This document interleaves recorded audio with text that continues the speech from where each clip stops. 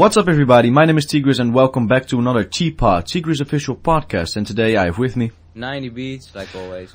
So, what's up, everybody? We are going to talk about the Xbox One because there was some Xbox Dutch crisis? Yeah, they announced that the Xbox One will not launch in 2013 in the Netherlands.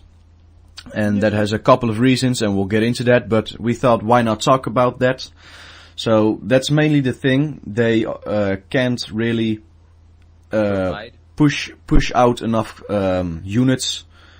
Xbox. Yeah. So the main reason is because all the sudden changes, the impact from the internet, that they decided to change a whole lot of stuff, and they needed to make those changes, maybe patch some stuff in that took more time than they expected. So now instead of shipping to the Netherlands, they are shipping to, I believe, Germany, Spain. I don't believe it's a matter of patching and changing. I think that they thought that they had so many pre-orders from Sony that they were afraid that they would lose a lot of ground or territory in their main or core countries, so they moved the shipment from towards the other, like UK and. That makes a lot more sense because in America, of course, there are a lot more Xbox people, I believe. I don't know how many shipments average go to the Netherlands, but I think 100,000 isn't unreasonable. So I don't know. I think perhaps like 100,000 units towards the core territories. Yeah, but yeah, they are going to lose the console war with this. Yeah, at least in the Netherlands, in Holland. I would wonder if other people think, oh well, there's there are enough Xboxes and I want an Xbox. Let's buy an Xbox. And on the other hand, I think people who want Sony or were hesitating, they think, well, in the Netherlands in particular, when the Sony is coming out, well, and it is even cheaper. So why just don't buy the Sony thing? Yeah, one other thing I heard is that they are going to make different options, I guess you could call them. You can buy them with the Kinect, without the Kinect. Those are some speculations that I've heard because there was. I heard that too, but it wouldn't surprise me if they do that, but not at the beginning, because you would disappoint people who buy like the Kinect version who don't need it because they really want an Xbox and suddenly they don't have that Kinect anymore, so you would upset a lot of people. Maybe a year, half a year or something? Maybe half a year is reasonable. Yeah, then everybody has his pre-order and stuff. You can't complain when you say, I have bought it, and then half a year later, there's no Kinect, buh. That wouldn't be, that would be unreasonable on the consumer side of the thing. Yeah. But I still think they want to make sure that territories are covered with extra pre-orders, But kind of a weird thing that I thought was weird was that they still are going to ship them to France, but France is mainly a PlayStation Sony country. And still a big country with a big consumer base. I think you have to put it in how many consumers are there. Yeah. And there are more consumers that can. It's still maybe it is more a Sony country, but still a bigger market that will buy Xboxes. When in particular, for example, you ship 100,000 Xboxes here, and only 50,000 people buy them. You can ship 100,000 to France, and 100,000 will buy an Xbox because there are a lot of people who buy Xboxes in general. Yeah, I have a good example. In Holland, they sell 15% of all the units that they shipped, and they do the same thing in France. But France is a lot bigger. Yeah. So that means more. Yeah. So that's kind of logic. Kind of logical because like we have a smaller consumer base than they do. Yeah. Even because despite the Netherlands being a fairly big gaming country, I believe. Yeah. Yeah. So should we move on to the advantages for Sony? Sony is definitely has the wind in his back. I don't know if that's a good term in English, but yeah. they really have like the power now to say, look, we won. we already kicked you back to your own territories, and the Netherlands is ours for the taking. But the thing is, in the Netherlands, I believe it was if you pre-ordered your PlayStation after August the 6th, I believe, then you would not get it this year. You would get it early in 2014. Yeah. So I don't know if it really stimulates the units that PlayStation will sell in the Netherlands, because those pre-orders are already they are already out of pre-orders for this year. Yeah, but wasn't there like some kind of small note with the pre-orders that you would get it a little bit later if you did in a particular period of time? Yeah, in 2014, I believe. Yeah, so in some way the consumers are up to date about the. Yeah, it makes sense, because they know it's gonna come early 2014. If you were really hardcore, you would already have bought it already or pre-ordered. Yeah. And they think, well, the main base has to be supplied, who already were way early and they supported us, and the people who are later, they can wait a little longer, because you were like 3 months later, I think, than the others already. And so, what other companies do you think that have a big advantage from this? Nintendo, definitely. I think people will think, alright, there are some other nice games coming out for the Wii U. I might as well buy a Wii U. Yeah, and it's a big help for Rockstar as well, because maybe some people were saving up to get an Xbox One, but then they heard the news, well, it's not coming in 2013, might as well get the Rockstar game GTA 5. Yes, sure. And in some way also believe the PC market profits from this. Yeah. Because, like, I have an Xbox which is kind of related to Microsoft, which is a PC. So there's some kind of trigger in the mind or something, and they think, well, you know what, I'll just buy a new graphics card and I'll have an Xbox One on my PC, for example. Like, for feeling. If you were saving up money for the Xbox One and you know it's not gonna come this year, you maybe invest in what you said, a new video card or something, graphics card. And you can achieve the same graphics if you have like already some strong base computer and just need the graphics chip to get upgraded, which is I think like 50% of an Xbox nowadays. Yeah, and what you can do is buy an Xbox One controller and hook it up to your PC, so you practically have an Xbox One, but on your PC and maybe just a little bit better.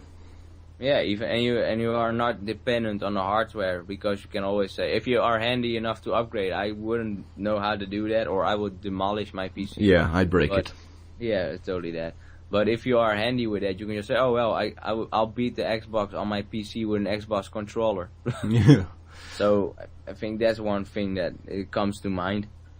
And you have like the same Microsoft feel, so you know you have an Xbox is from Microsoft. And your PC is from Microsoft, probably, if you game. Yeah. So why not do that?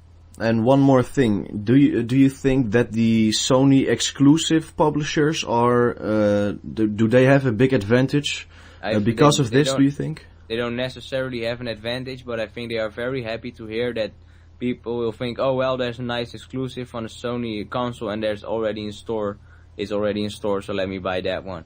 Yeah. I think it's also kind of a principle thing, I think. Like, oh, what? You decided to let me out on all the fun of the Xbox? Well, screw you, I'm gonna buy Sony with all their exclusives. Screw Forza or something, you know? Yeah. I think there's a lot of people who have that feeling. Yeah.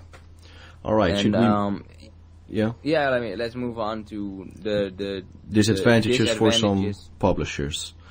So what's the first thing you think of, or first company or whatever you think of when you hear disadvantages for the publishers for the Xbox One? You're fading away a little bit, but... am I better now? Yeah, a little better. Alright. But you mean like the ones that will have a problem? Like Forza and stuff? No, but I still think Call of Duty Ghost will have a big problem.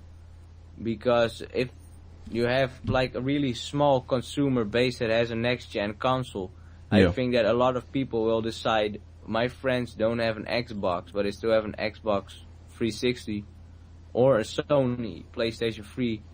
I'll just buy it for my previous previous gen console. Yeah, and one thing, sorry, go ahead. No, that's what I wanted to say. Yeah, one thing I just thought of is when all your friends have pre-ordered the PlayStation, and you were planning on buying the Xbox One, but then you heard that the Xbox One is going to come next year. You probably think, well, I want to play with my friends a little bit sooner. Maybe I should buy the PlayStation 4, so they lose a lot of sales on that as well. But what if not all your friends have a PS4 in their homes? Well, then, I don't know.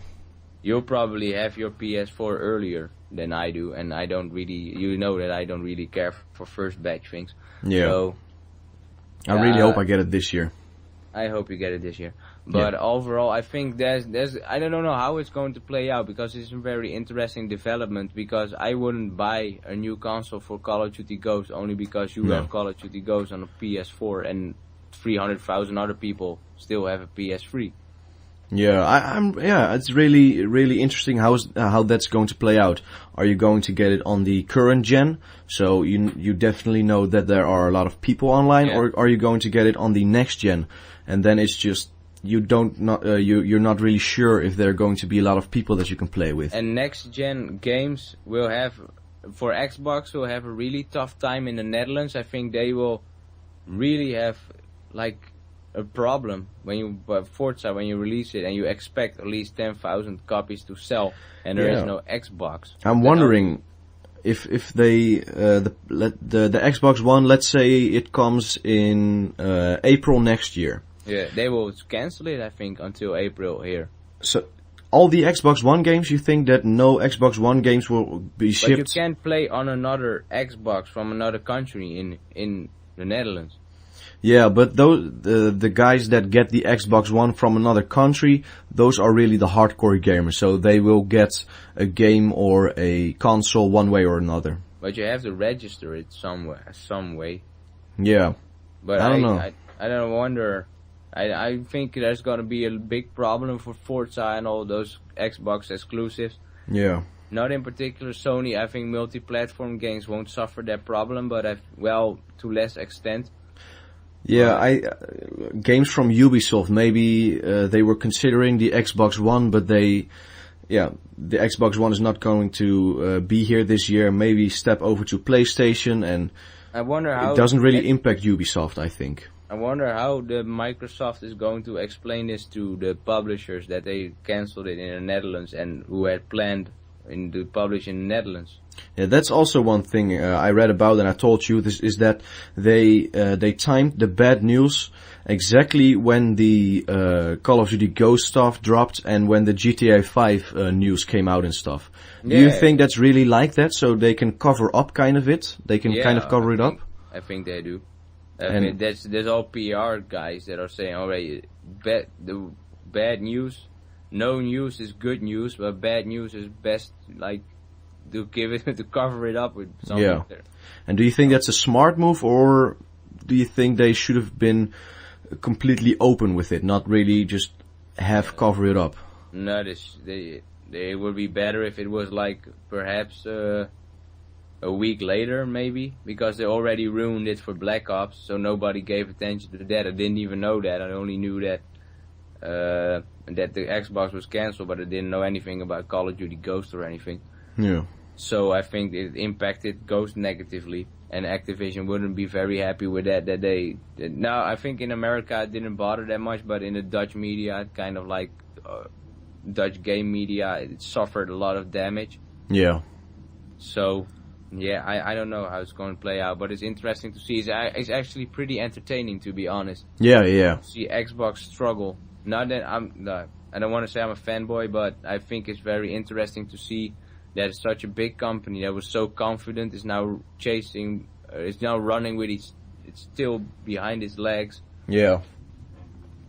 Between his between his legs. Still between his legs. Yeah. So it's interesting to see, and Sony that is now laughing, and at their headquarters in Japan. Yeah. We wanna. Yeah. But to conclude things, I really think that Sony or PlayStation 4, I think they won in the Netherlands. I I think they not only in the Netherlands. I think they did a very great job in winning. Not only because it's the Xbox is delayed in the Netherlands, but just the whole PR and the whole good news around Sony and the terrible fall of Xbox in this. Yeah, with those horrible media hiccups.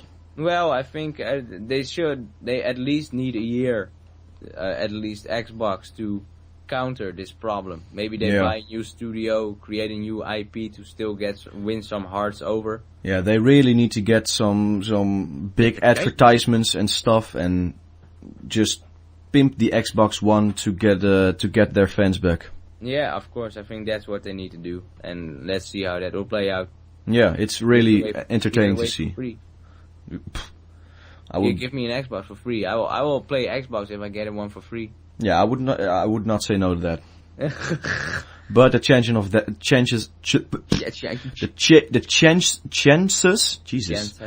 of that happening are really tiny. Yep. So bye bye Xbox. Yeah. So we talked about everything we wanted to talk about. Yep. And now we are going to wrap it up. We want to thank you guys for watching. Please leave a like and a favorite if you did enjoy. And hit that subscribe button to stay up to date with future content.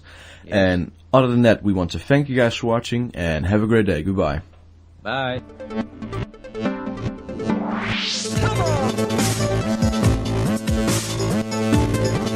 What's up everybody? My name is T-Grizz and welcome back to T-Pod, the T-Grizz official podcast. And I am today